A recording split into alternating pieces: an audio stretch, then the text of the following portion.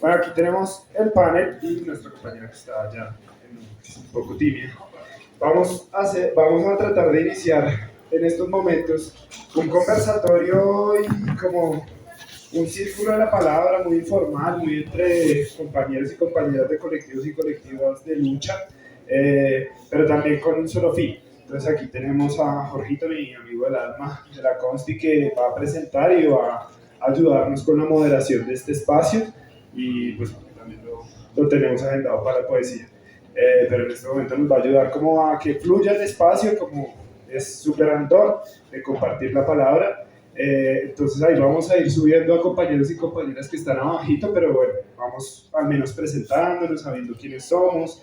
Recordemos que la compañera también va a participar, entonces bienvenidos y bienvenidas y muchísimas gracias por asistir. Hola, ¿qué tal?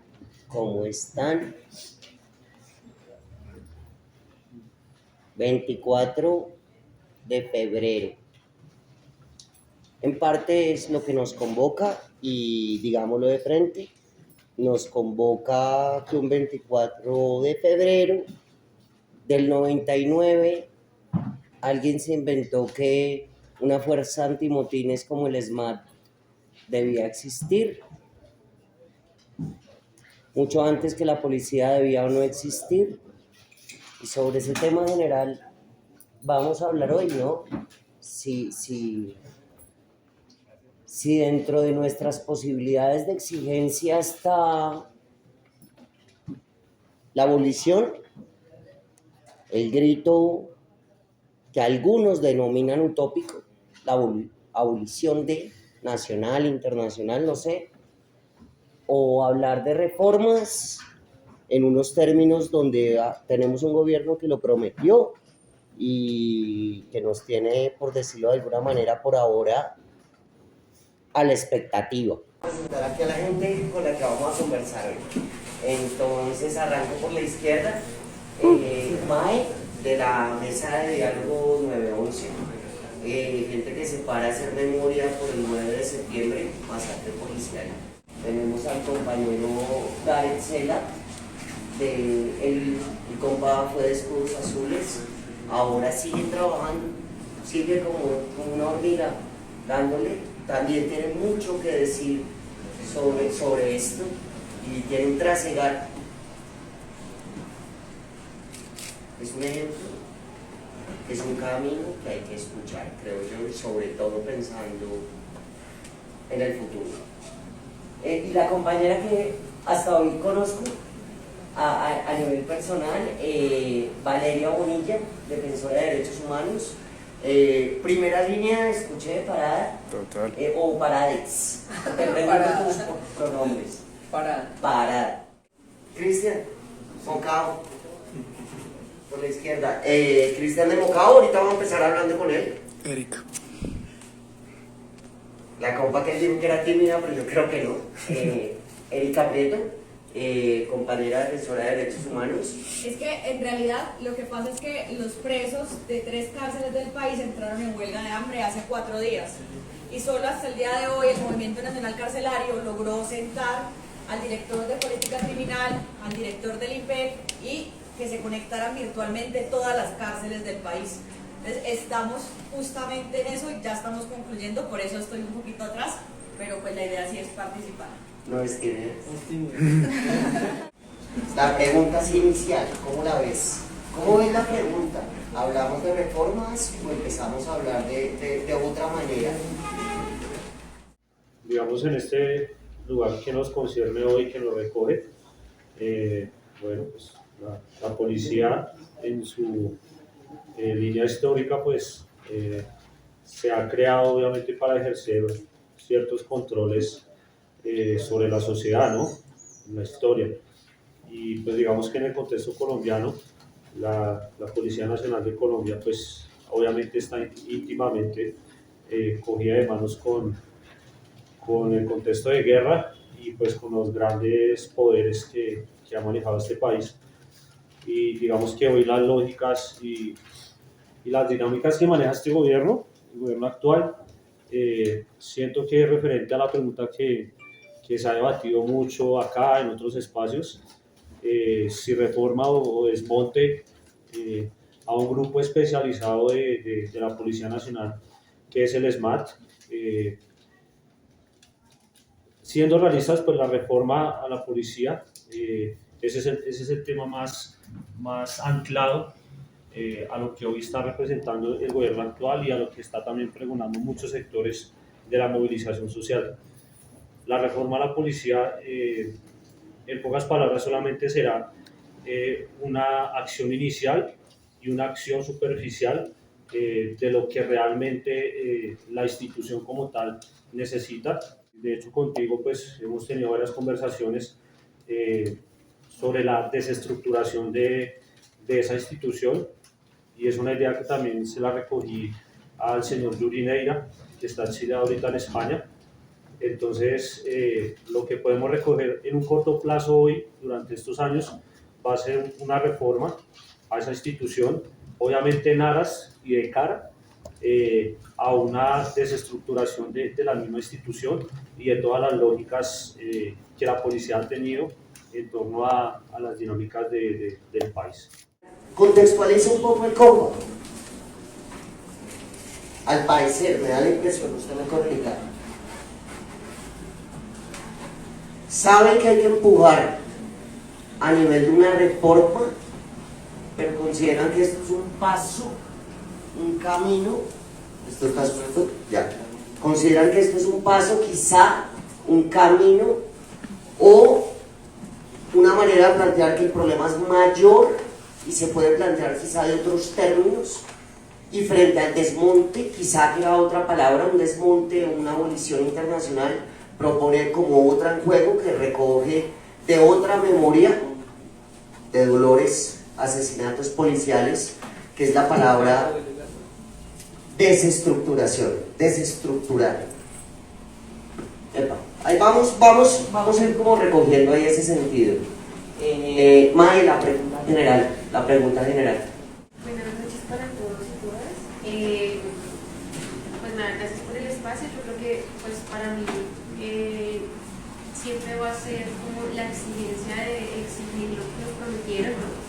No nos puede olvidar que pues durante el periodo en el cual pues el actual presidente estuvo haciendo campaña electoral, nos prometió y nos dijo que iba a existir un desmonte del ESMAD, y yo creo que pues cuando uno promete uno cumple, y pues gracias a muchos de nosotros que salimos a las calles, que pusimos nuestros muertos, que muchos tuvieron que dar partes de sus cuerpos, pues yo creo que es justo seguir exigiendo el desmonte. Yo creo que es algo que obviamente es algo complejo, ¿no? Es algo que va a llevar bastante tiempo, que realmente las agresiones siguen ocurriendo.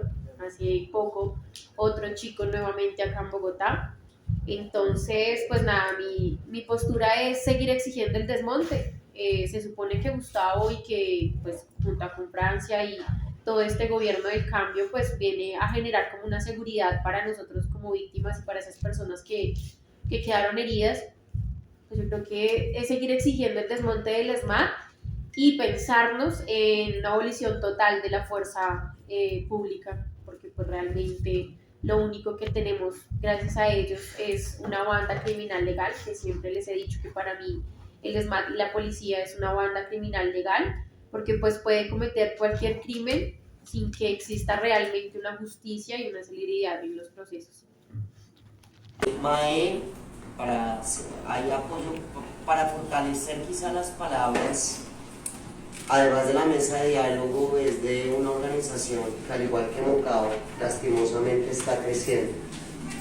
Ella es también corresponde al bloque de víctimas de la Policía Nacional. Entonces tomen esa palabra en ese contexto de transformación. Quizá nos vamos a meter en preguntas más complejas. Bueno, si no hay policía, entonces ¿qué habrá? ¿Qué?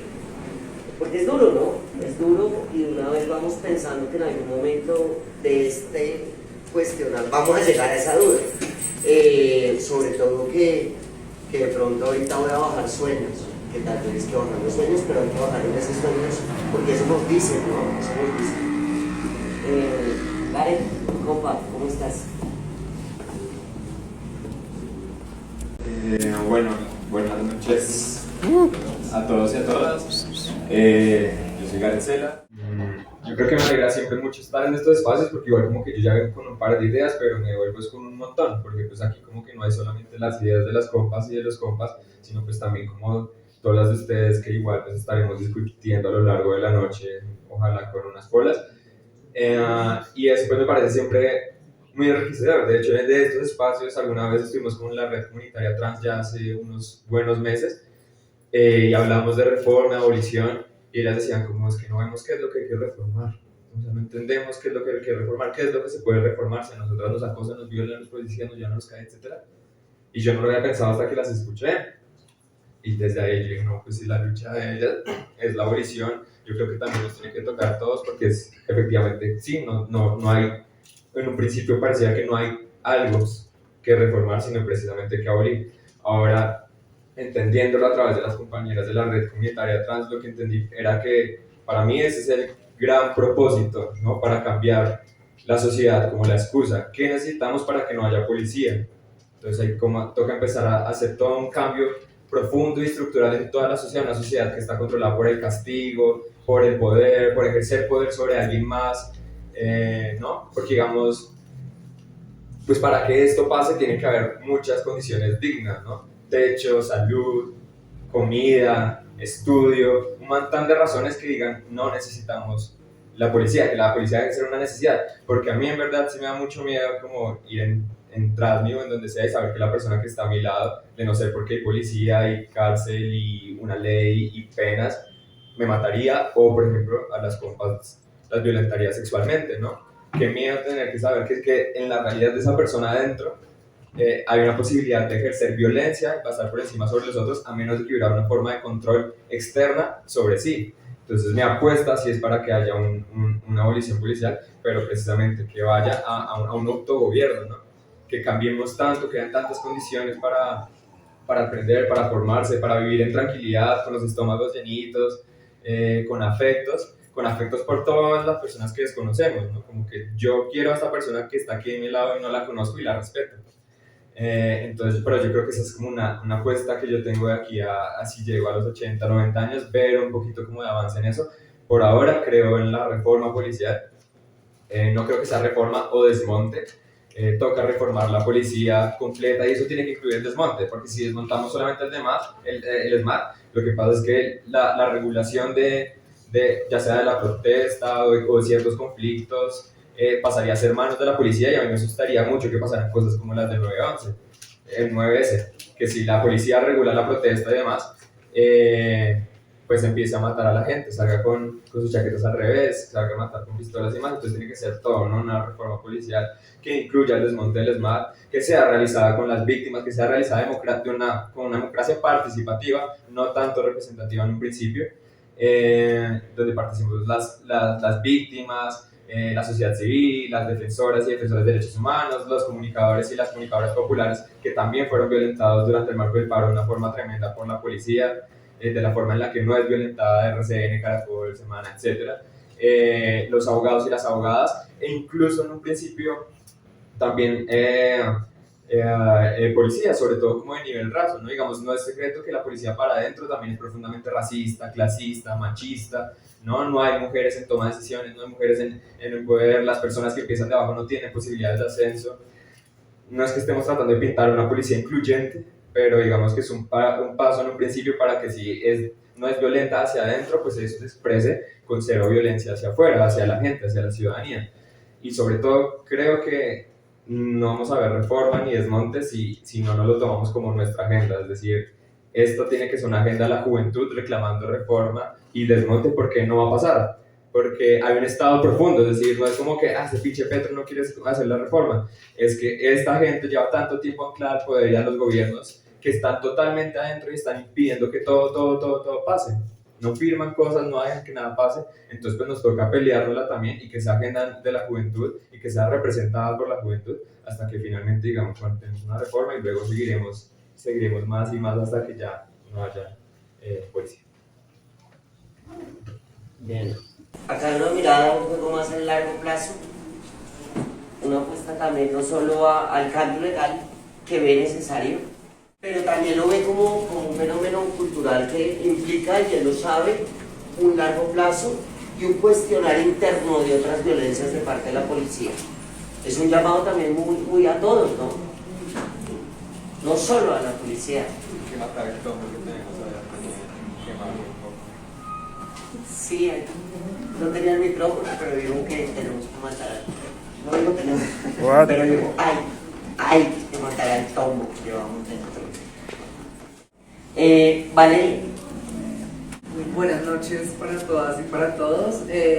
Pues inicialmente sí me parece importante, digamos, como víctimas las personas trans, las travestis como víctimas históricas de la policía, porque digamos la policía ha sido la institución que más ha violentado y que más vulnera los derechos de las personas trans en el mundo. O sea, es como un fenómeno mundial, la transfobia institucionalizada que hay dentro de la policía. Y pues obviamente desde ese punto, utópicamente, soñaría con una abolición, con que no existiera este ente represor que a mis hermanas, a mis madres, a mis antecesoras las masacraron, las torturaron, las metieron presas, las caldearon. Hay un sinfín ahorita como de registros y información que estamos recopilando porque queremos también empezar un tema de litigio estratégico para demandar al Estado, para demandar a la policía, porque pues antes de la Constitución del 91 pues ser travesti era ilegal, o sea que una persona nacida con un sexo masculino usara prendas femeninas era ilegal, y pues tenemos un montón de mujeres trans de la tercera edad que fueron víctimas, son supervivientes de toda esta época de represión y de violencia. Entonces queremos como que esto se visibilice y buscar una manera de que haya una reparación por parte del Estado para estas mujeres trans que ahorita están en la absoluta pobreza, enfermas, porque precisamente sobrevivieron a disparos, puñaladas, un montón de cosas. Entonces, claro, desde ahí me gustaría la abolición. Pero siendo realistas y entendiendo también que estamos en un país en el que hay unas dinámicas bien complejas, en el que hay unos territorios en los que a veces ni la policía puede llegar, territorios liderados por grupos armados, por paramilitares, por bandas criminales. Entonces, como que entendiendo que, digamos, eso sí, algún ente lo debe atender, pues sí debe existir una policía. Entonces, en ese sentido, yo pienso que se debe hacer una reforma a la policía, pero más allá de una reforma desde el papel y desde lo que la policía puede y no hacer, yo pienso que la policía debe tener una reforma interna, como desde su filosofía, desde su estructura. Yo he venido analizando que la policía, digamos, las violencias hacia las personas trans por la policía, basadas por la policía, son basadas muchas veces en esa religiosidad que hay, en ese Dios y patria que existe dentro de esa institución. Entonces, pues aquí todos sabemos, pues muchas personas religiosas, qué percepción tienen con respecto a las personas trans, a las personas diversas, al pobre, al delincuente, Sí, los policías utilizan mucho una palabra, el bandido, ¿no? Tienen esa mentalidad. Hay que buscar al bandido, hay que capturar al bandido, todos somos bandidos, todos somos sospechosos, y sobre todo las personas que no nos movemos en unos contextos como cotidianos, como normales, por decirlo de algún modo. Entonces sí pienso en una reforma, pero tiene que ser una reforma de eso, de que la policía se convierta en una institución que su filosofía sean los derechos humanos, la protección, el trabajar con las comunidades, el prestar un servicio social, pero debe ser un proceso, como tú lo decías, como va a ser un proceso, si se realiza, tendrá que ser un proceso de tiempo, porque pues cuántos funcionarios hay en la policía, capacito, o sea, yo llevo 15 años siendo activista, y en estos 15 años, pues mucho antes de tomar esta posición y bueno, de experimentar la represión policial en las calles y demás con el paro, pues estuve en un lugar institucional, en un lugar de privilegios en los que trabajaba y capacité como cientos de policías durante 6 años. Y salí de esa institución y me di cuenta que todo ese trabajo invertido se perdió, o sea, la realidad en la calle como que eso no se materializó. Entonces sí, debe ser algo bien intenso, pues como una reforma bien intensa. Y el tema del SMAT, sí, abolición, o sea, total, como que el SMAT no nos sirve. Yo preferiría un tombo que a un man del SMAT, al menos, no sé, los policías en un espacio como en el que nosotros nos manejábamos en las protestas y demás, como que no están tan protegidos como un man del SMAT, es que sí, como que con las del SMAT tenemos todas las de perder. A mí me capturaron el año pasado en Portal Resistencia y sí, o sea, eran 3 manes gigantes súper armados contra mí, o sea, como que sí, menos con un tomo soy capaz de ponerme a darme trajes, pero sí, con un Robocop de esos como que, entonces sí, como que reforma policial y desmonte del SMAT. Y lo que tú dices, estoy de acuerdo, tenemos que empezar a hacer un ejercicio desde ya de empezar a presionar a este gobierno para que cumpla con lo que prometió en campaña, el desmonte del SMAT y la reforma. La compañera, en un momento, antes de todo el cierre, decías que hay otras violencias, no solo la del policía. Lo dijiste rapidito, como el que no fue. Me acordé de los campesinos, como hablan en las veredas, que hablan pasito o rápido. Entonces, además de la policía, tenemos los paramilitares,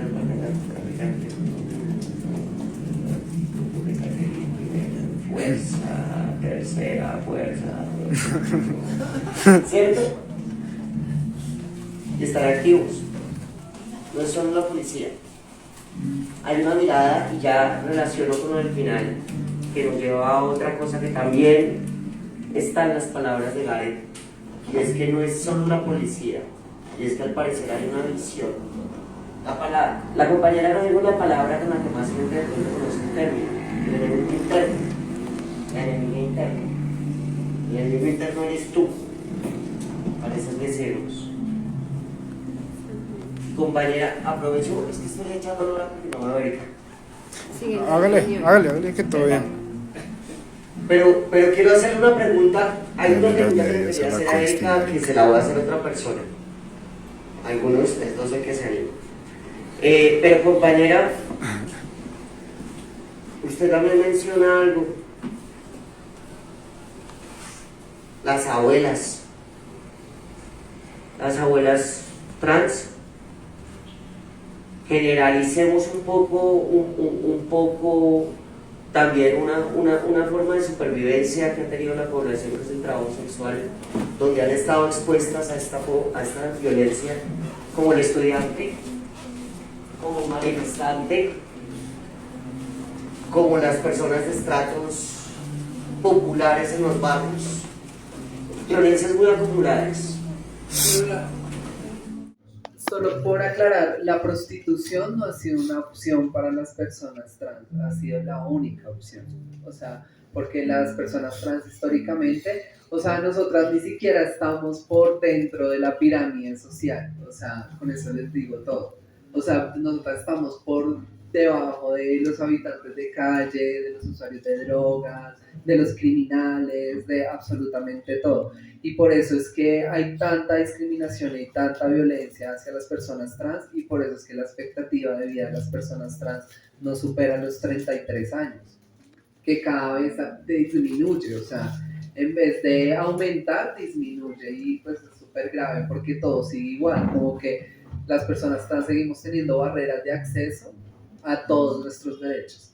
Desde salir, desde caminar, desde ir a la tienda, desde ir al supermercado, desde coger un transporte público, arrendar un apartamento, absolutamente todo. Entonces, como que en ese sentido también hay que reformar a la sociedad, porque pues la policía, a la final, las instituciones, yo siento que también son un reflejo de esa sociedad, porque lastimosamente si estamos en una sociedad muy machista, muy paila, muy tradicionalista, bueno, como en muchos sentidos. Entonces, como que todo eso también hay que cambiar. Pero entonces, eso quería aclarar, como que no ha sido una opción, sino ha sido la única opción.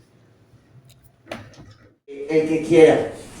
Ahorita la compañera toca un tema y es que prefiere un tombo porque se le puede parar y no 3 Robocops, algo así lo expresó.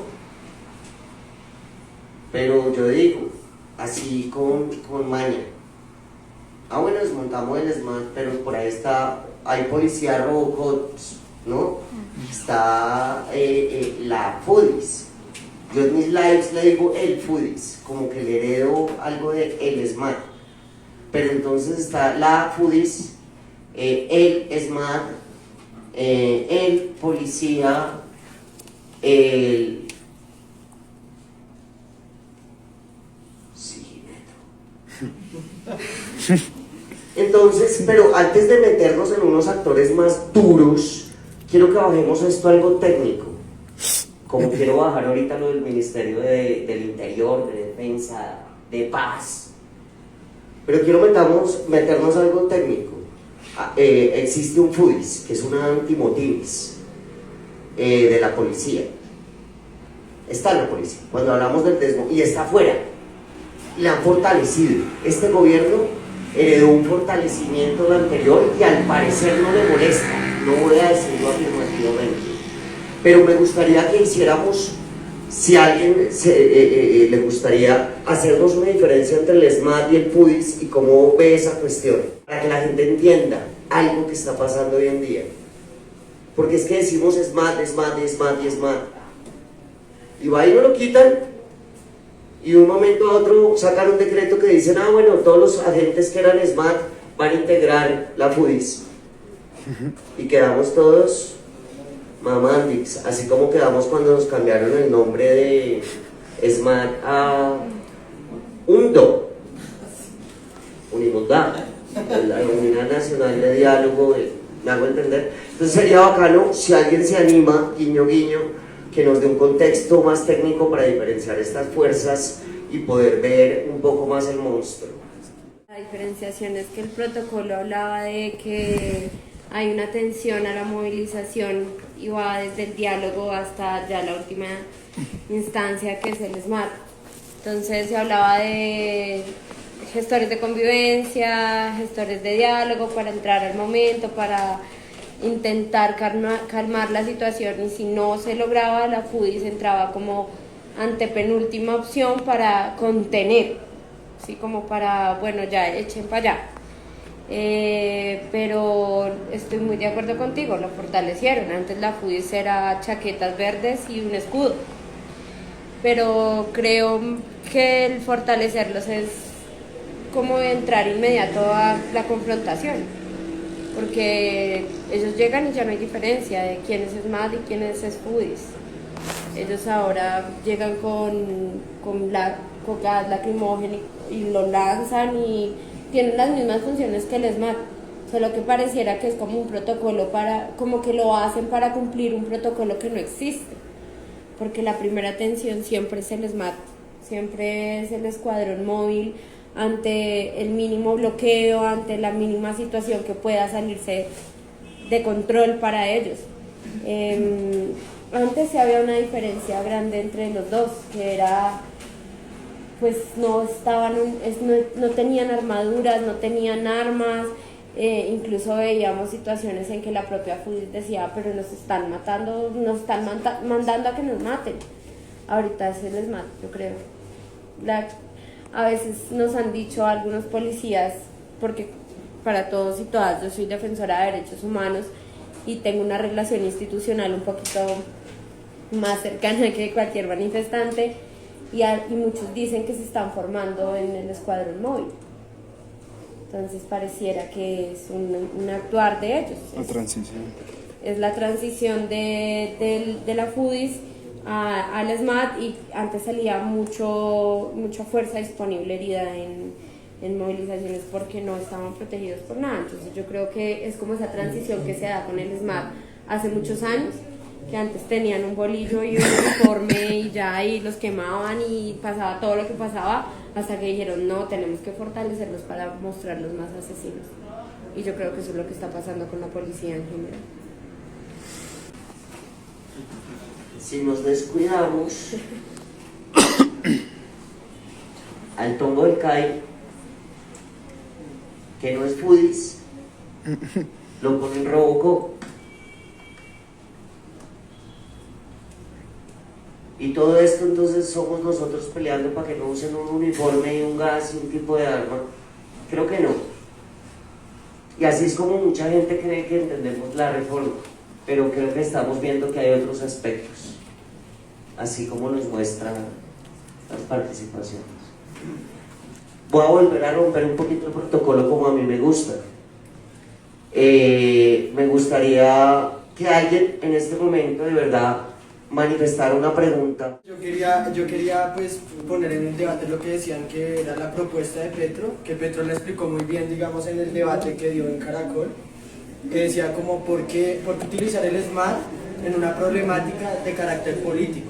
¿Sí? O sea, si hay una solución política, básicamente usar el SMART es no tener una voluntad política de desarrollar, de solucionar el problema, sino simplemente entrar en la confrontación y desbloquear una vía, por así decirlo. Que eso es lo que hemos visto, digamos, y eso es la crítica que se le hace al gobierno Petro también. No es simplemente que digan, no, es que no lo dejan trabajar, es que lleva muy poco tiempo. No, es que no hay una voluntad política de tomar las decisiones que él mismo prometió en Caracol y que él mismo dijo en torno al uso del SMART, en términos de por qué una crisis, por ejemplo, el tema de Marsella. ¿Por qué una crisis de carácter político que se podría desarrollar dialogando, que se podría concertar con la comunidad, porque es que es un tema de la comunidad? Por ejemplo, lo que están haciendo en Cali con las huertas, o lo que hicieron incluso acá, que es atacar la soberanía alimentaria. ¿Por qué no se puede tratar de manera política y por qué no se puede dialogar con las personas, sino por medio de la represión? ¿Sí? Y eso es lo que digamos, uno ve, digamos, en el gobierno Petro y en todos los gobiernos en sí de todo el mundo, que es la incapacidad de poder desarrollar diálogos, porque las democracias son bastante limitantes. O sea, la imposibilidad de que dentro de la democracia se pueda generar diálogos, porque entonces yo soy el que mando, yo soy el que digo y yo decido, es bien jodido. Entonces la pregunta es cómo desarrollar, si nosotros queremos desarrollar una reforma del SMART, ¿cómo se puede desarrollar sin hablar simplemente de la represión y sin hablar como de si les quitamos las armas o no, etcétera, sino al final de fondo por qué debería ser utilizado el SMART y en qué situaciones y en qué contexto se utiliza? Porque uno ve las marchas de los uribistas y no sale, uno ve las marchas pro Petro y no sale, pero en otras marchas siempre está ahí.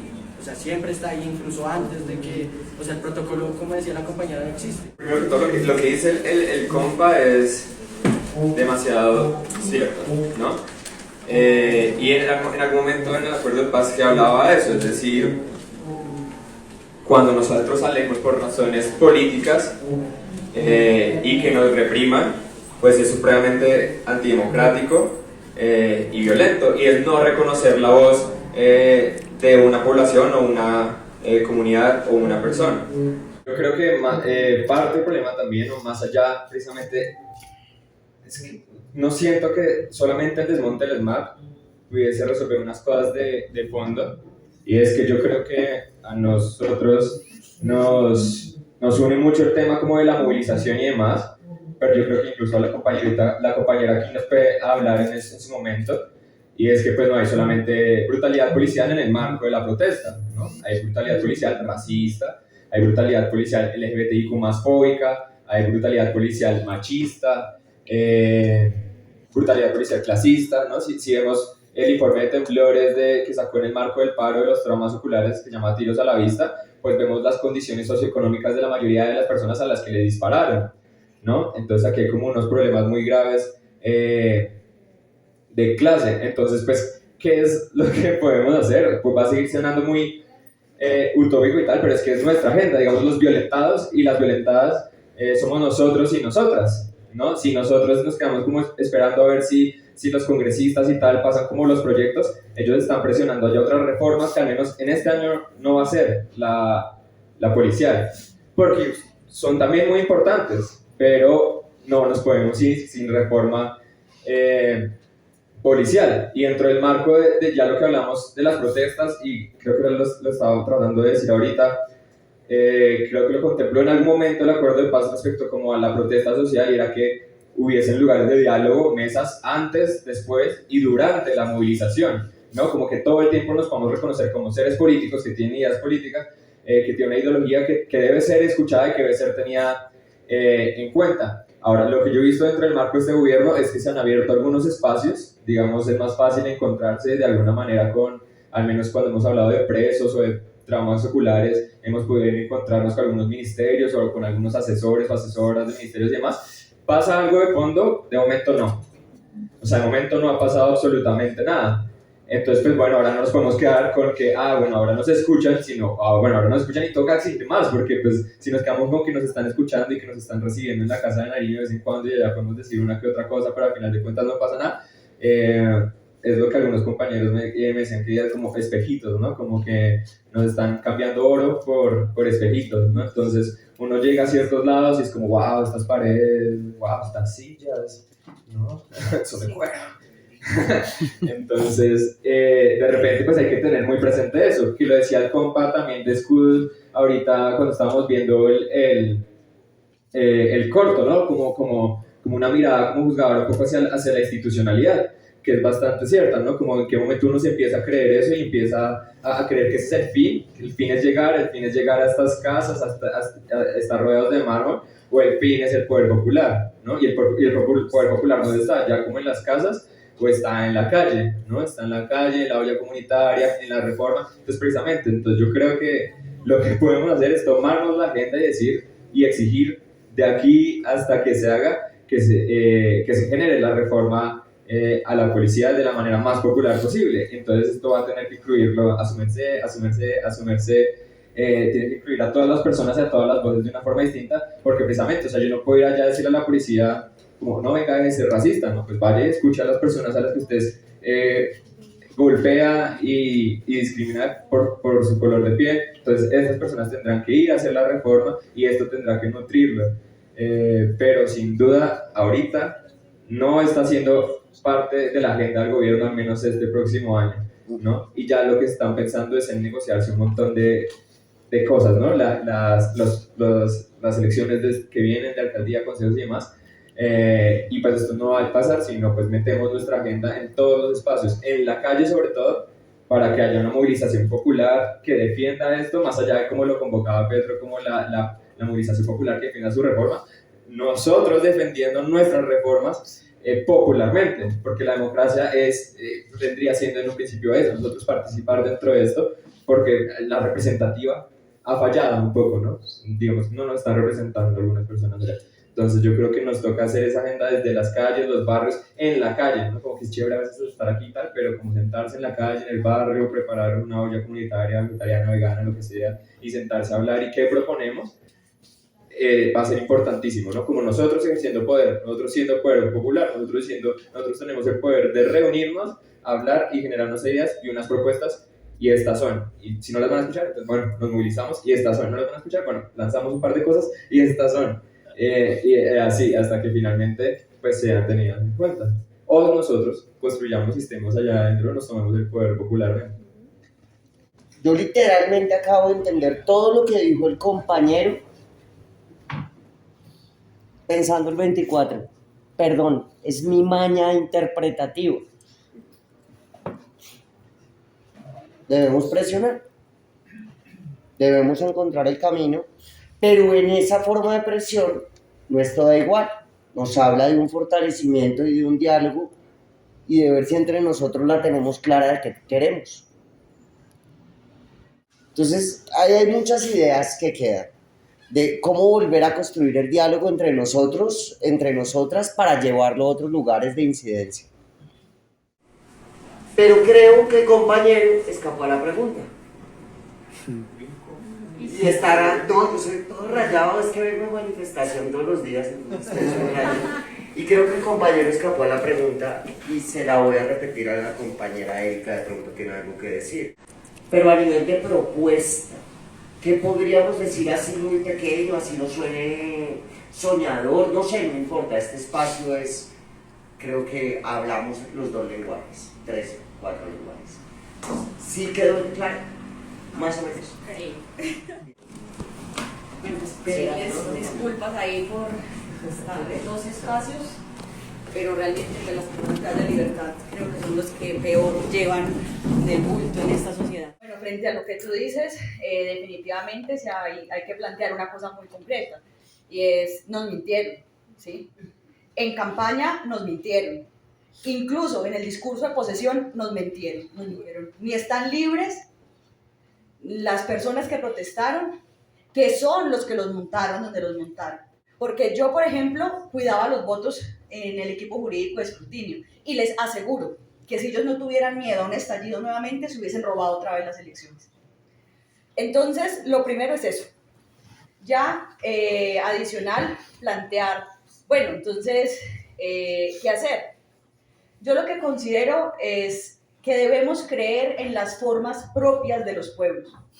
Así consideremos que sean expresiones en principio pequeñas, porque nos da como, no, pero es que estamos solamente nosotros acá, o estamos en el barrio solamente los de la Junta, o solamente nos encontramos los que somos activistas ambientales en pro de una cosa o de la otra, y pensamos que eso es poquito. Y realmente yo quiero que entendamos que eso es mucho, porque es el principio de romper con las estructuras que nos han impuesto. Es decir, la gente puede tener otras formas de vida que no son solamente desde proponerle a otro que se las conceda. Nosotros nos mandatamos y definimos cómo vivimos. Y muchos territorios de este país viven el poder popular. El poder popular no es un ejercicio meramente de ponernos de acuerdo en qué vamos a proponerle a otro al que le damos el poder y le decimos que puede decirnos cómo vivir. No, es definir cómo vivir desde los pueblos, desde las realidades. Entonces, claro, eso puede sonar utópico y distante, pero yo les tengo que decir que en el país, desde el 2010, el Congreso de los Pueblos se reunió y mandató. Y que de los mandatos, que son principios dentro de la organización que lleva 12 años en los territorios, hoy vivimos y materializamos revolución. Pequeña, sí, aún en contraposición a un Estado que aplasta, que no respeta, que impone, pero vivimos revolución. Y a eso es lo que quiero que vayamos. O sea, sí es posible escenarios alternativos. Por ejemplo, la policía no nos cuida y no nos va a cuidar, porque es una institución que se pensó para exterminar al opositor político. El derecho penal es una expresión absolutamente clasista que se pensó para protegerle la propiedad a los ricos. Esos son esas instituciones, entonces no podemos acudir a ellas ni esperar nada de ellas. Reforma sí, tal vez haya, ojalá tengan en cuenta lo que digamos, pero lo que tenemos que hacer es legitimar las formas propias del pueblo de organizarse, de mandatarse, de gobernarse. Así pues hicimos por lo menos en pro de la defensa de la vida a través de la Guardia Campesina. La Guardia Campesina era una expresión que nace en la NUG, pero que había perdido vigencia, no teníamos mucha fuerza con eso. En el ejercicio del refugio humanitario, vimos que ni la ONP, ni el Ministerio del Interior, ni la policía, ni a nadie le importaba que aquí mataran a los líderes sociales. Y nos decidimos a fortalecer la Guardia Campesina. Y hoy, cada proceso campesino, rural, del Congreso de los Pueblos cuenta con su expresión de Guardia Campesina que da resultados, que en tiempo real protege la vida. Y es decir, entonces, que no es un ejercicio utópico, es un ejercicio real, que es un ejercicio potente, es un ejercicio fuerte, que lo único que requiere es que creamos, que estemos convencidos y que trabajemos en pro de eso todos los días. Así sintamos el rigor de hacer ese ejercicio y los retrocesos que con eso pues se viene cada rato, pero que también avanzamos y vamos cambiando y transformando las dinámicas. Nadie se la sabe. Y el compa Gareth sí me contestó. La compa me ilustró mejor la respuesta. El diálogo, ese diálogo, ay, un reto, ¿no? Y me parece muy linda la respuesta.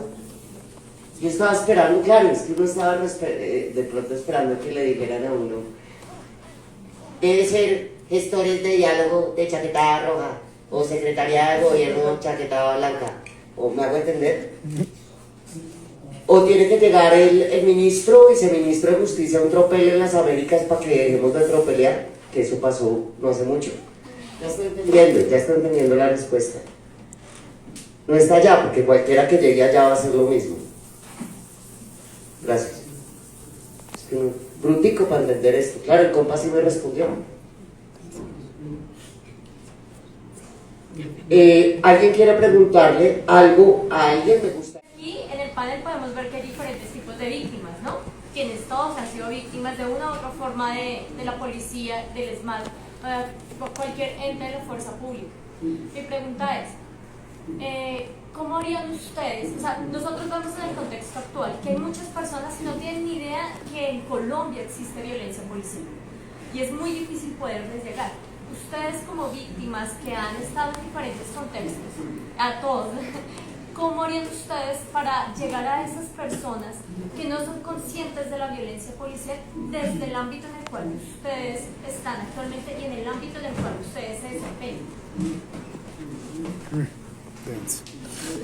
Es que lo que yo puedo ver aquí, pues en cuanto a las diferentes personas que hacemos parte de este espacio, es que nos hemos organizado, ¿sí? Anteriormente pues no existía lo que existe hoy en día, el Bloque de Víctimas Nacional de la Policía Nacional, ¿no? Hoy en día estamos constituidos como un bloque. Hoy en día tenemos diferentes colectivos, los cuales recogen a las diferentes víctimas, y yo siento que es así como pues tenemos que realizar nuestro trabajo de visibilización, generando esos espacios en donde podamos estar, en donde podamos alzar la voz y en donde podamos llevar a través de diferentes herramientas artísticas, culturales, a los diferentes espacios. Yo vengo a la localidad de Usaquén y allí pues tenemos una casa de la memoria en donde realizamos diferentes actividades en pro de la construcción de la memoria a raíz de todas las violencias que hemos venido viviendo en este lugar y en diferentes lugares de nuestra Colombia. Y hemos encontrado y nos hemos dado cuenta que existen muchísimas herramientas. Hay personas dentro de la mesa que se dedican a hacer prensa alternativa, hay otros que cantan, escriben. También hemos conformado diferentes actividades como ejemplo la defensa personal. Entonces pues las herramientas existen. Si tú sabes pintar, haz un cuadro que muestre la violencia policial, ¿sí? Si tú sabes maquillar, haz arte. A través de esas herramientas que tú tienes, pues sigue apoyando e impulsando para que realmente la gente que no entiende o no comprende lo que hoy en día estamos viviendo y que hace décadas venimos viviendo y atravesando, pues tal vez lo entienda un poco más. Y pues también siento que lo que hemos hecho, aquí veo muchas personas que nos han acompañado en la construcción, y es que nos hemos despertado en cuanto a la exigencia de la creación de la ley de víctimas, de la policía y de la brutalidad, porque pues no existimos, para nadie es un secreto que las víctimas de la policía, nosotros nos denominamos así, de brutalidad policial, pero no existe una ley que nos recoja o nos ampare, ¿sí? Entonces no existe ninguna garantía que nos proteja. Entonces pues seguimos exigiendo y construyendo esa ley, que es una gran exigencia que pues ojalá se logre dar, porque pues sería una garantía para las personas que fuimos afectadas a raíz de esas diversas violencias. Y pues nada, yo creo que seguir en las calles para mí siempre va a ser como muy importante, que no dejemos que estos hijueputas todos nos generen como el miedo. Yo creo que el miedo es algo que antes nos ayudó a empoderarnos y seguir construyendo a raíz de él, pues para transformarlo. Y siempre les hablo desde mi digna rabia, siento rabia todo el tiempo. Entonces tratar de coger como esa rabia que tenemos y construirla y transformarla en amor, en diferentes herramientas, ¿sí? Si eres profe no sé, de un colegio, pues toca temas, ¿sí? Si haces parte de una comunidad donde encuentras diferentes pues, grupos poblacionales, pues seguir tocando esas fibras, ¿sí? Obviamente no falta la Junta de Acción Comunal del barrio, ¿sí? Como en Verbenal, en donde nos dicen que pues estamos apoderándonos de todo el parque y que quieren pintar todo el parque y quitarnos el jardín de la memoria y tapar todo lo que tenemos porque es que los abuelitos de la comunidad, las personas mayores, están cansados de ver que estamos allí, pero pues sigamos haciendo resistencia, sigamos exigiendo y sigamos reclamando lo que es nuestro, son espacios públicos, son vidas que se nos han llevado, entonces pues nada, como que a través de cada herramienta se puede seguir exigiendo y apoyando esas herramientas. Pues si tú sabes que tu compañera hace prensa alternativa y que comparte realmente lo que sucede, pues transmite, comparte. Si tú sabes que tu compañero pinta y pues va a ser, no sé, un grafiti de la violencia policial, invita a más gente que tú sabes que no reconoce o que realmente no está tocado con el tema, pues invítalo a caer a estos espacios. Porque pues si siempre somos los mismos, pues qué chimba, me encanta. Pero sería lindo también que sigamos trayendo, no sé, a esas abuelitas uribistas, a esas mamitas que pues tenemos en la casa, ¿no? Yo vengo de una familia que pues desde mis generaciones antepasadas eran uribistas. Sin embargo, a raíz de lo que sucede en mi familia, pues empieza como a despertar y empieza a generarse esa solidaridad en cuanto a que, pues, parce, nos vienen matando. Entonces es como eso. Pues digamos que escuchándolos, y claro, son como muy varios, muchas propuestas, pero hay una frase que dijo Gareth, que me llama mucho la atención, es matar el tombo que llevamos dentro. ¿Y por qué pienso en esto? Y es porque, claro, nosotros podemos exigir que se desmonte el SMAT, que se reforme la policía, y digamos, podemos llegar y plantarnos con un pliego de peticiones y totalmente válido, establecer mesas de diálogo y lo que sea. Sin embargo, creo que al final también hemos dejado de lado algunas personas que hacen parte de la sociedad y que de alguna manera se sienten reconocidas, protegidas o que validan de alguna manera la institución. ¿Sí? Cuando uno va a hablar con familiares de los familiares dicen, uy, pero es que al policía también le dan, o al policía también le cascan, o al policía también lo corretean, y tal. Entonces, claro, generamos escenarios para denunciar, para visibilizar las víctimas, ¿sí?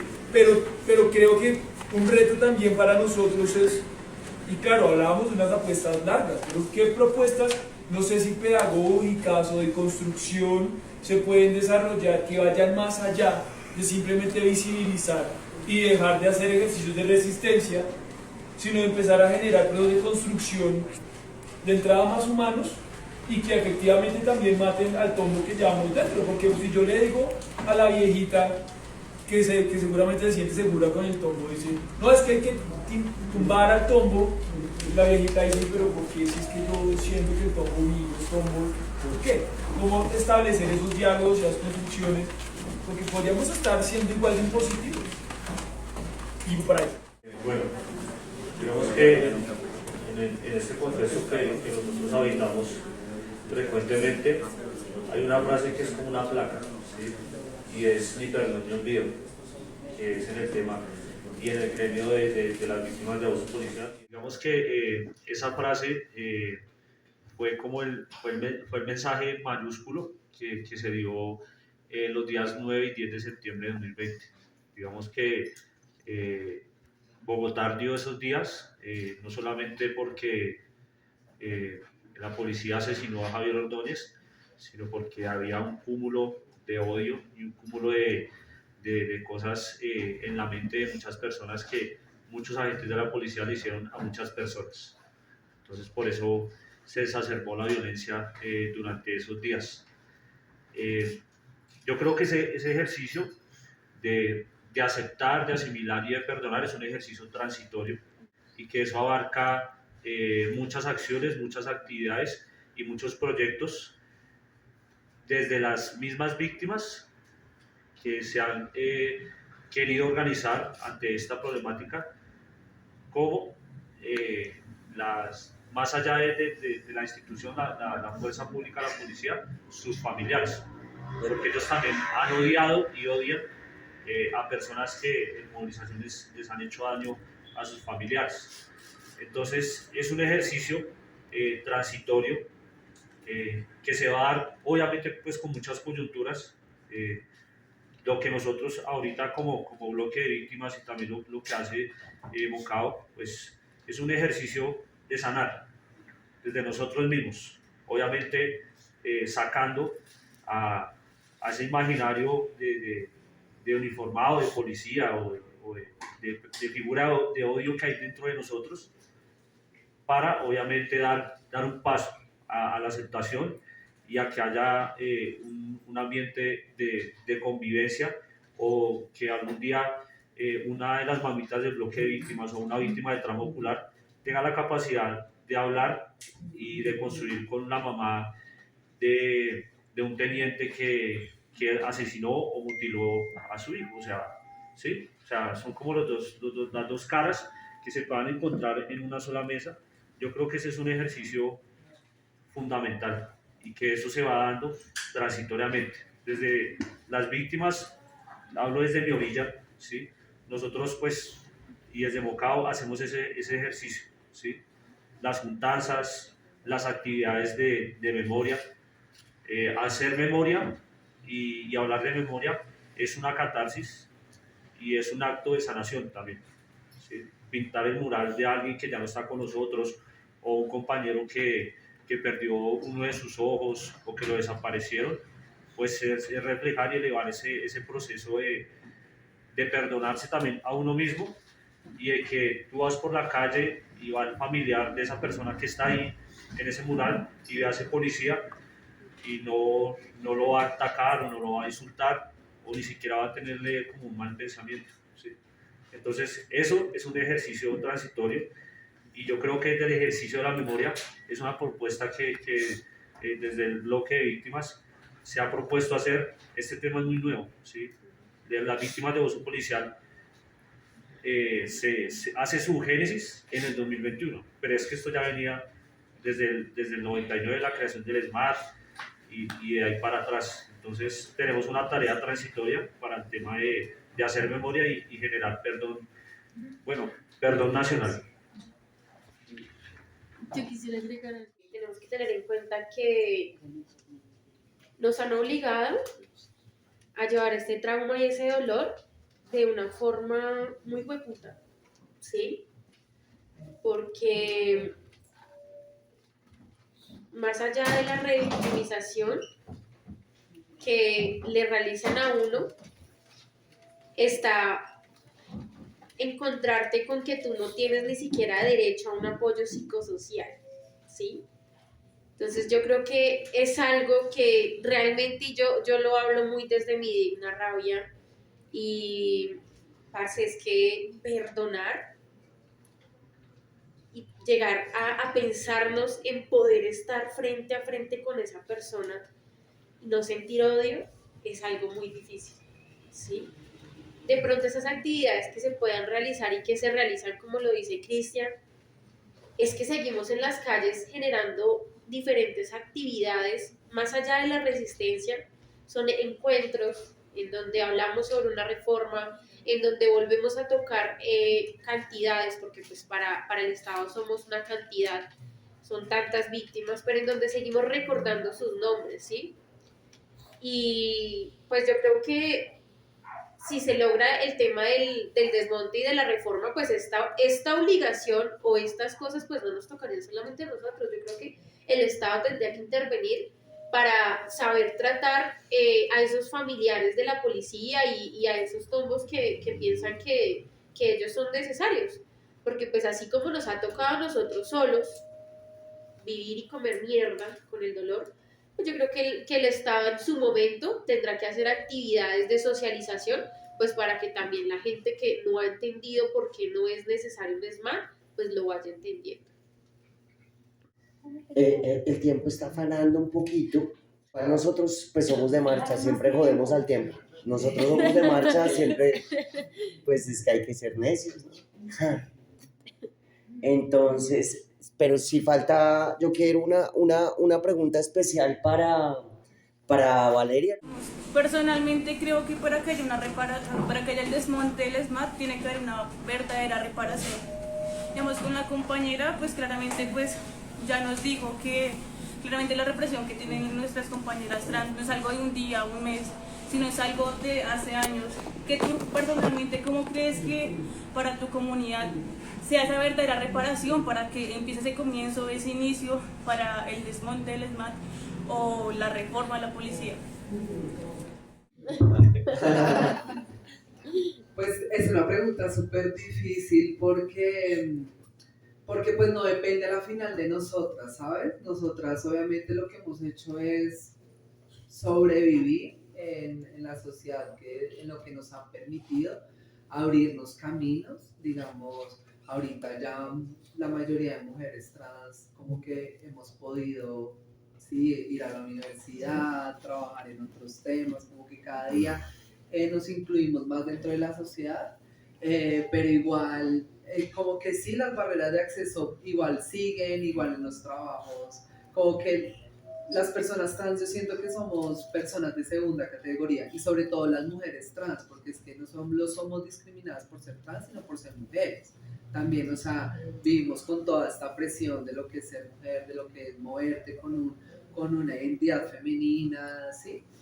Entonces es súper difícil como tratar de encontrar como un punto. Lo que yo te decía, una inicial sería como eso, que hubiera una reparación de la policía a las personas víctimas de la violencia y del abuso policial, como antes de la Constitución del 91, ese sería un buen inicio, pero también es que todo, ahorita que la otra compañera decía como que cómo podríamos visibilizar el tema de la violencia policial, yo pensaba pues en la respuesta y yo acá decía como bueno, más visibilidad, o sea, buscar como unos canales de visibilidad de la violencia policial, pero yo creo que la violencia policial ha sido evidente, o sea, como que más canales, ya hay políticos que trabajan el tema, ya como que realmente sí.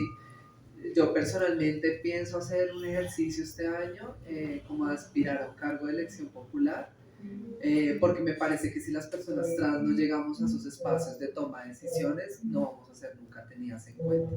O sea, hay muchas personas políticos hetero que claro, les interesa como toda esta problemática alrededor de nuestras realidades, pero nadie lo va a luchar, ni lo va a trabajar, ni lo va a pelear tanto como nosotras mismas. Entonces, como que es el momento, yo creo que para podernos dignificar y que de una vez por todas las personas trans seamos realmente reconocidas en esa sociedad, tenemos que empezar a estar en esos espacios de toma de decisiones, en igualdad de condiciones con otras personas, y bueno, eso, ir ocupando todos los espacios que más se puedan, pero igual es difícil, porque sí, a veces, entonces, claro, el trabajo te lo dan, pero ¿cómo es el ambiente laboral en el que vas a trabajar? El cupo de la universidad te lo dan, pero ¿cuál va a ser tu ambiente, no? ¿Qué violencias voy a recibir yo en esa universidad? Desde el nombre, desde el reconocimiento del nombre hasta un montón de dinámica, los baños, wherever. Entonces sí, es algo ya que va mucho más allá, es una vaina súper grande. Pero yo creo que lo podemos cambiar desde cada uno, desde que cada uno empecemos como a entender esto. A mí me pasó algo y es que, claro, uno como persona, yo como mujer trans me he tenido que desarrollar con ciertos grupos, ¿sabes? Cercanos, que se convirtieron en mis grupos de confianza, que me reconocen como una mujer, entonces mis amigos, la gente con la que trabajo, mi familia, Y en septiembre entré a trabajar a la alcaldía de Ciudad Bolívar y llegué a ese territorio, que era un territorio nuevo para mí, y empecé a encontrarme en todos los escenarios del territorio porque todo el mundo me decía el señor, sí, como que todo era masculino, pronombres masculinos, y para mí fue muy chocante porque pues yo ya hice mi tránsito hace 15 años, pues tengo un par de tetas que no me las puse para que me digan señor. Entonces, claro, encontrarme con esto y fue muy frustrante porque yo decía, bueno, yo llevo 15 años trabajando, haciendo activismo, visibilizando, peleando, estaba en todos los medios, hecho de todo, y en estos territorios no llega esa información y todo sigue igual y la gente vive en la total ignorancia y el desconocimiento. Entonces es bien frustrante. Yo decía, como fue pucha, o sea, yo qué tengo que hacer para que después de 15 años de ser mujer, pues me reconozcan como mujer. O sea, me va a tocar ponerme un chocho en la frente para que, sí, sepan que tengo un chocho y a ver si así lo pueden asociar. Porque sí, o sea, estamos en una sociedad tan machista y tan tradicional y tan religiosa y tan llena de estereotipos imaginarios, representaciones sociales negativas de muchos grupos poblacionales, que sí, que eso no deja que por más que una persona sea buena persona, o sea, a las personas trans nos toca trabajar el doble, si nos dan un trabajo nos toca trabajar el doble, el triple, 4 veces más, porque es como demostrar que sí estamos, ¿sabes? Como que todo el tiempo tenemos que estar demostrando que sí estamos capacitadas, que sí soy una ciudadana, que sí tengo derechos, que sí puedo tener una relación, o sea, como que es un tema de todo el tiempo tener que validarnos,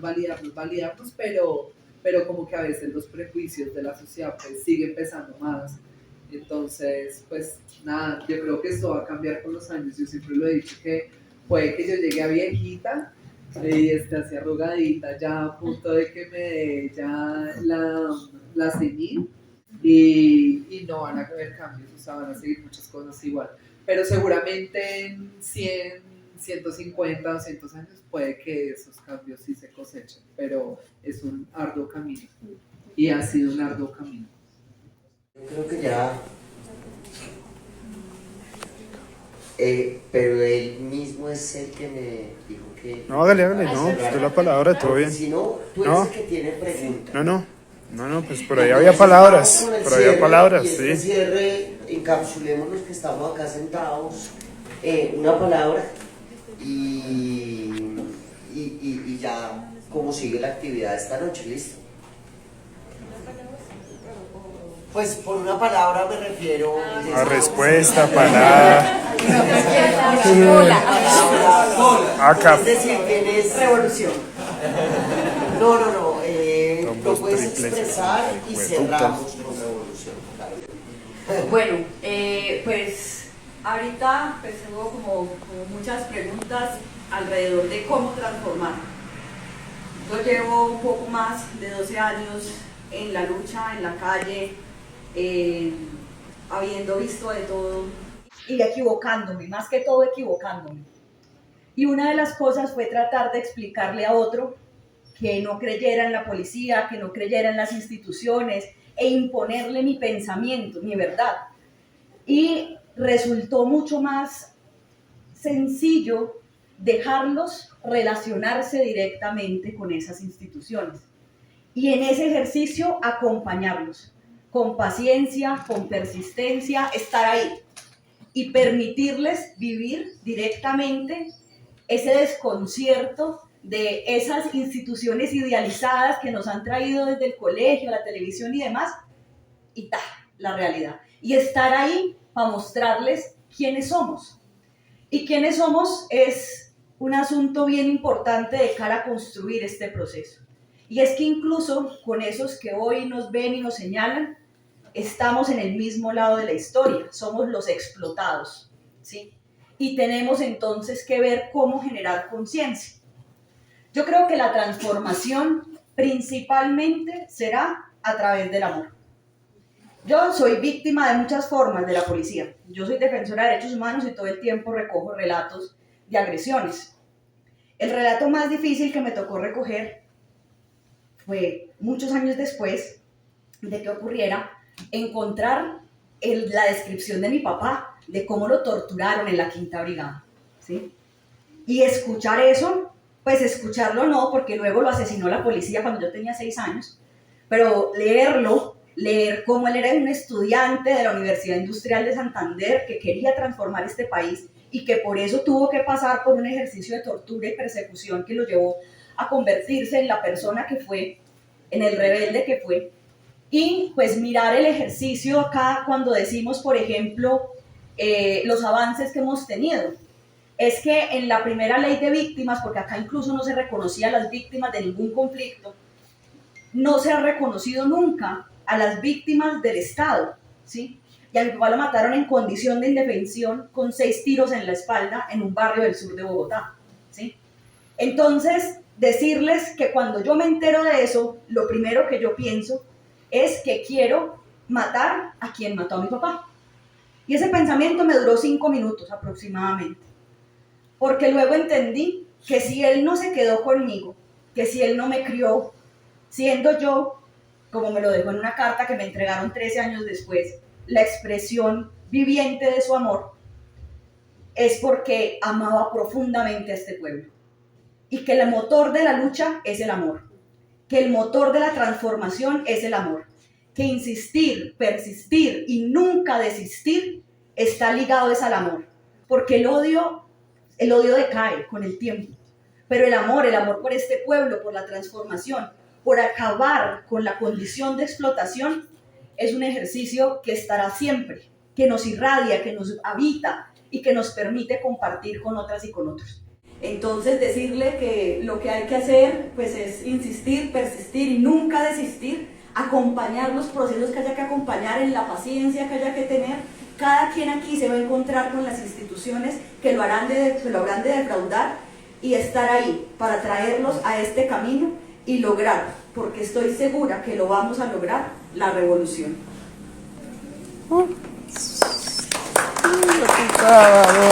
Creo que todo agradecerles a todas y todos ustedes por estar aquí presentes en este espacio, obviamente por entregar su tiempo en vida, su conocimiento y su interés por la respuesta que se le ha dado a la barbarie, ¿sí?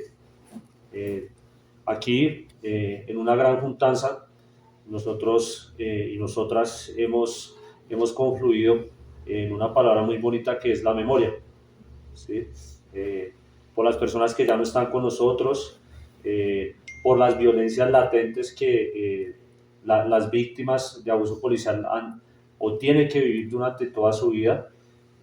La memoria, pues, es como también ese hermano del amor, ¿sí?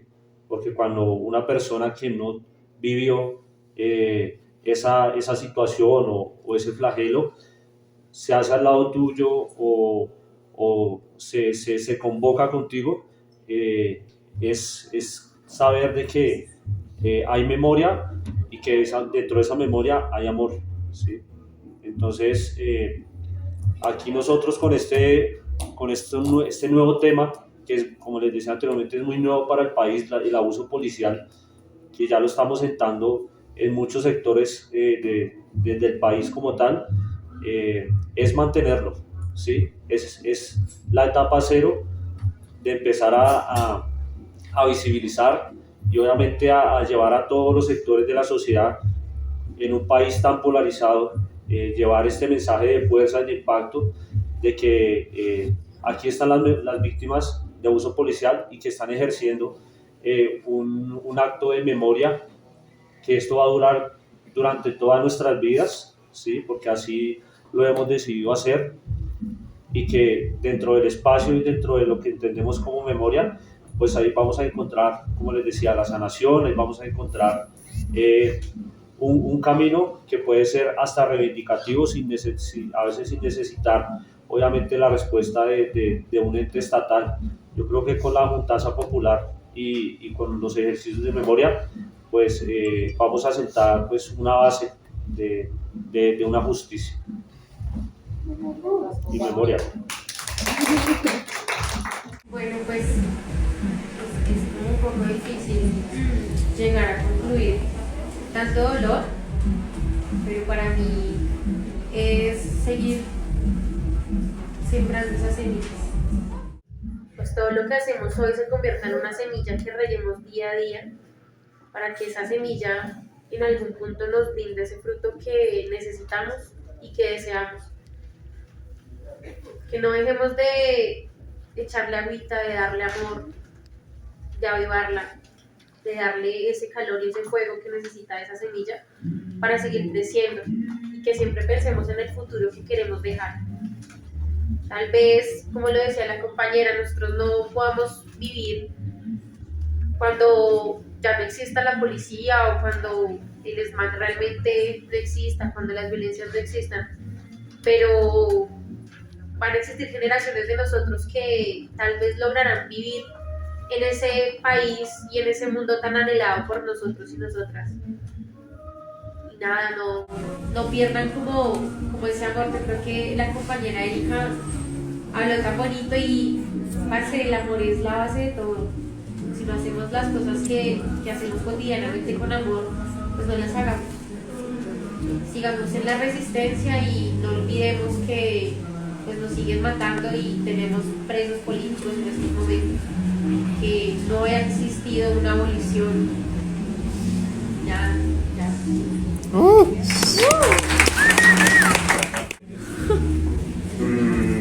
Bueno, yo más allá de ser víctima del trauma ocular, realmente trato que en verdad ese no sea lo que me defina, ¿no? Como que lo que me defina no sea lo que ellos pusieron encima de mí. Más allá de eso, pues yo también soy cineasta, escribo, hago música y tal, entonces para mí la palabra es muy importante y la palabra pues sensibiliza y emociona, pero hay un momento en el que yo considero que hay que ya hacer un llamado a empezar a camellar ya, ¿no? Como que la emoción es supremamente fuerte y pum, nos despierta por un momento, pero luego se nos va y ¿qué pasó con ese camello? ¿No? ¿Qué pasó con esa idea de la reforma? Ya se nos quedó atrás, como que nos duró un discurso, ¿no? Y pues yo creo que en ese orden de ideas, pues Camilo Torres tenía mucha razón cuando decía la lucha es larga, comencemos ya. Pero nosotros lo seguimos como repitiendo el mensaje, comencemos ya, pero si ya empezaron hace un montón, entonces ya, pues sí, comencemos ya empezamos, seguimos y vamos a empezar.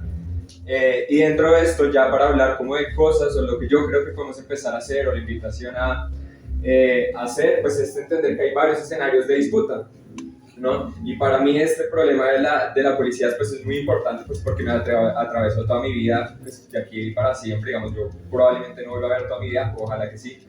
Pero es importantísimo y por eso se los decía al principio, ¿no? Como que encontré en la excusa de hablar de abolición policial cómo transformar toda la sociedad, ¿no? Porque tenemos una sociedad que es tonta, o sea, digamos, Foucault hablaba de que las cárceles y los colegios eran prácticamente lo mismo. Entonces en las cárceles tenemos profesores o rectores o demás que en verdad lo que son es una figura de poder policivo, de alguna manera, ¿no? Entonces tenemos lo mismo en las cárceles, tenemos lo mismo en las iglesias, lo tenemos en muchas partes. Entonces yo creo que sí hay escenarios dentro de esas instituciones, porque la institución no es solamente pues el Congreso, los ministerios, el Consejo, donde creo que sí efectivamente hay que ir a darse una disputa, como lo decía la compañera, pero que no puede ser precisamente tampoco el fin llegar a ninguno de estos lados, pero también hay otras instituciones, ¿no? Como las instituciones educativas y demás, que hay que ir a disputarse. Y yo creo que pues muchos y muchas acá, capaz varios deben ser profes o profesoras, o conocemos gente que va a ser profe, entonces pues allá hay un escenario también de disputa dentro de los colegios, ¿no? ¿Cómo vamos a cambiar esa dinámica? Y ya los espacios de disputa que nos conciernen a nosotros, yo creo que es llevar esto a la calle, ¿no? ¿Cómo vamos a eliminar ese tono? ¿Cómo vamos a llegar a eliminar la policía, a cambiar estas formas de control para que no controlar nosotros propiamente la vida de otras personas? ¿No? ¿Cómo vamos a cambiar esos sistemas de educación? Por eso digo, como para abolir la policía, pues tenemos que cambiar la educación. Para abolir la policía tenemos que cambiar los sistemas de salud. Para abolir la policía tenemos que cambiar los sistemas de trabajo. ¿Cómo vamos a hacer eso? Porque digamos, como, ¿qué pasa si hoy hiciéramos la revolución? ¿Qué estamos proponiendo nosotros en términos de salud? ¿Qué vamos a proponer? ¿Qué es la salud que estamos proponiendo? ¿Cómo la estamos proponiendo? ¿Qué estamos proponiendo en términos de trabajo? Entonces capaz nosotros, o yo o varios acá no tenemos todas las respuestas, pero seguro con las vivencias de los otros lados, de los otros territorios, de las otras formas, los otros cuerpos, encontramos unos saberes muy importantes para hacer esos cambios, ¿no? ¿Cómo vamos a pensarnos el cambio si nunca lo estamos pensando desde la perspectiva trans?